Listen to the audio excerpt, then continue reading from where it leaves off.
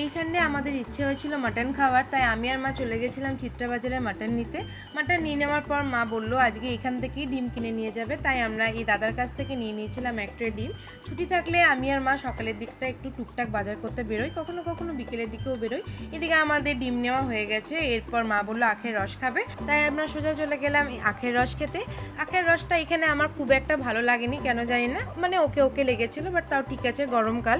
এরপর আমি আর মা বাড়ি চলে আসি। বাড়ি চলে আসা মাত্রই মা রান্নার প্রস্তুতি শুরু করে দিয়েছিল, সমস্ত কিছু নিয়ে বসে পড়েছিল। তারপর মাটন ধোয়া, আলু পেঁয়াজ কাটা, আদা রসুন ছাড়ানো সব কিন্তু কমপ্লিট হয়ে গেছিল। মা এদিকে মাটনটাকে মশলা টশলা সমস্ত কিছু দিয়ে ম্যারিনেট করে নিচ্ছিল। কথা বলতে বলতে মায়ের মাটন ম্যারিনেশন কিন্তু হয়ে গেছিল। এরপর মা রান্নাঘর থেকে চিৎকার করে বলে ছাদ থেকে গিয়ে জামা কাপড়গুলো নিয়ে আয়, বৃষ্টি আসছে। কথাটা বলা মাত্রই শুরু হয়ে যায় ঝামেলা আমার আর ভাইয়ের মধ্যে, কে যাবে তুই না আমি।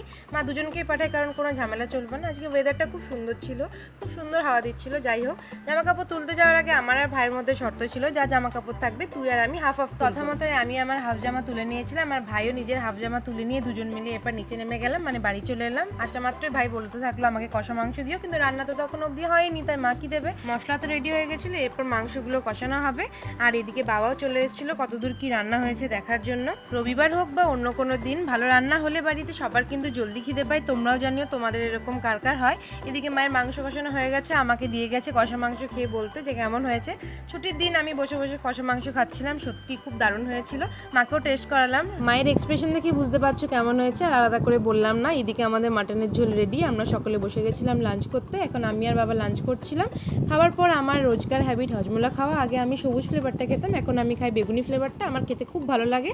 আজকের ব্লগটা এতটাই, দেখা হবে নেক্সট আবার কোনো মিনি ব্লগে। বাই বাই, সকলে ভালো থেকো।